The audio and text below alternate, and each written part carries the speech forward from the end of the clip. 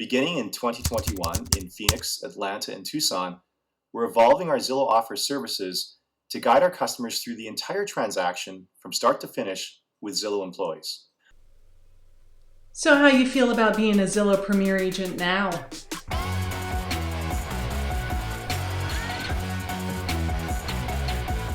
Welcome back, everyone. My name is Karin Carr, and I teach real estate agents how to get their own freaking leads by making YouTube videos. I do not believe that we should depend upon other people to give us our business. I do not believe in spending thousands and thousands of dollars a month buying leads from companies, especially when they make statements like this.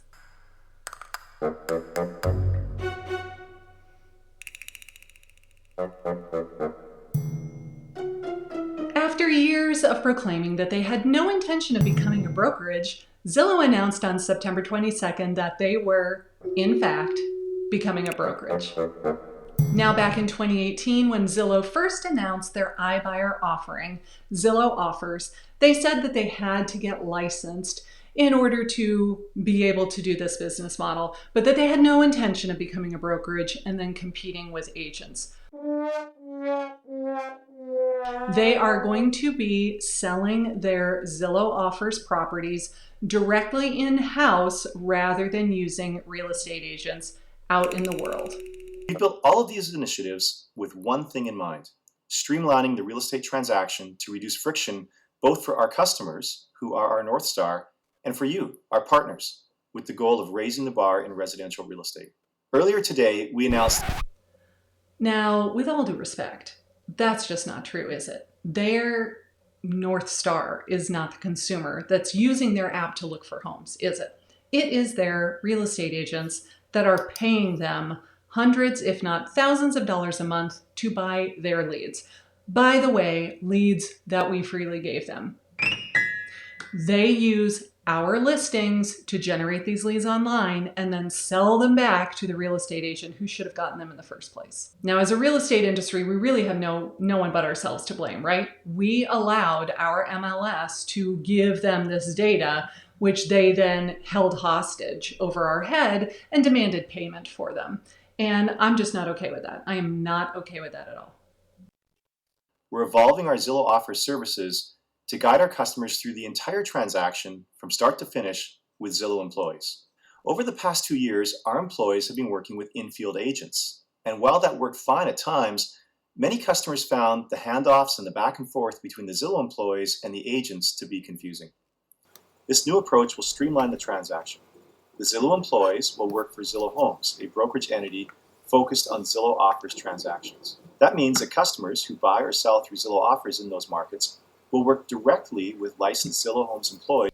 Now, I don't know about you, but I don't buy that at all. Really, the consumer found it too confusing. They couldn't understand when they were talking to a Zillow employee who was not a local real estate agent, and when they were speaking to a local real estate agent in their own market who was able to facilitate opening the door and showing the homes and all the things.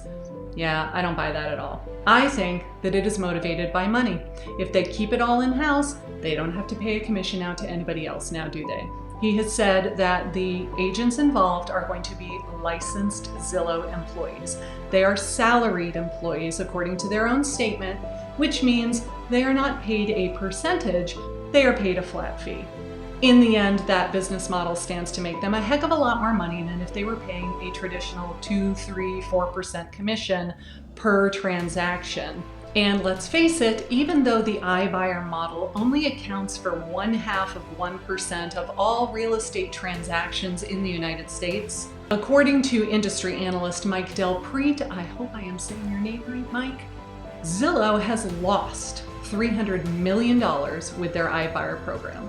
So quite frankly, it comes down to money, doesn't it? If I pay a salaried employee $40,000, $50,000, $60,000 a year versus paying a 3% commission every single time the house sells, they're going to stand to make a lot more money than if they were paying commission.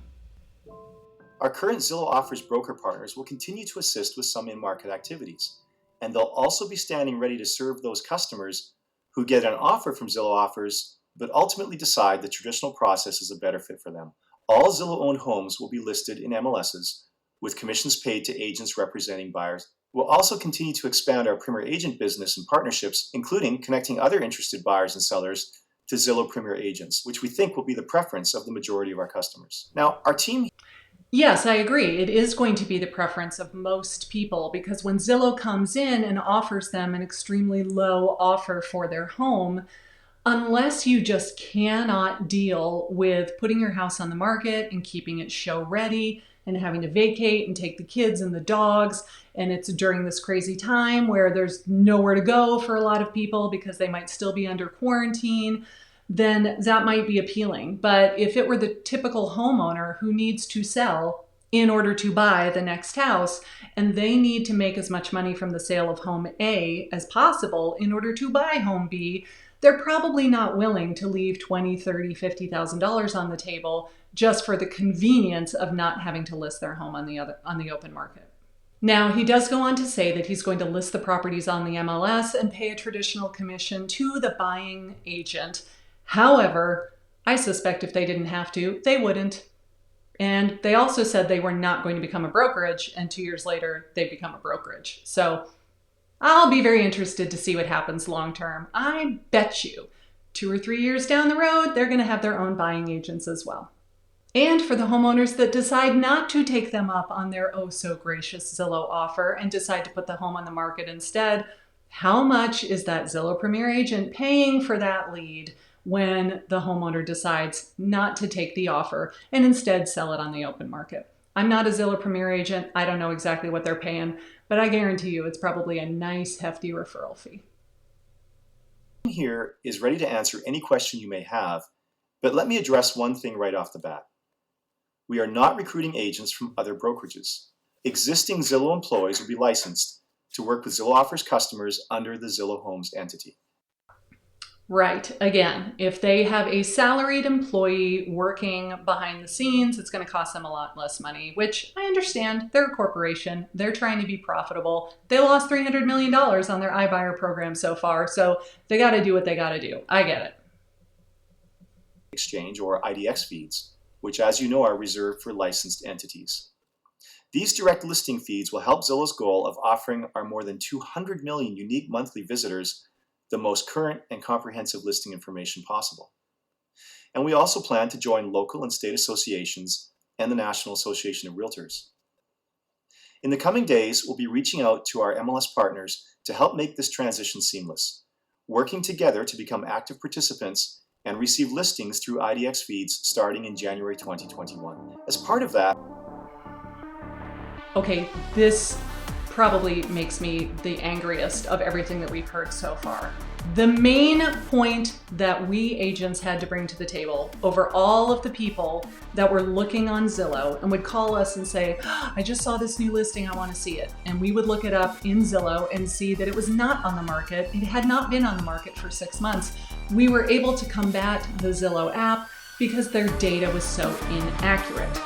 Now they're going to be getting it directly from our MLSs that we pay into.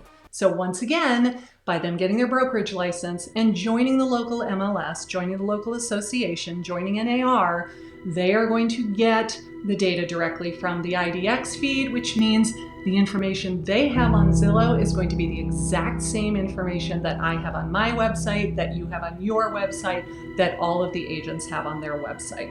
The number one thing that we were able to point out in competition against Zillow was their inaccurate data, and now they're going to take that from us too.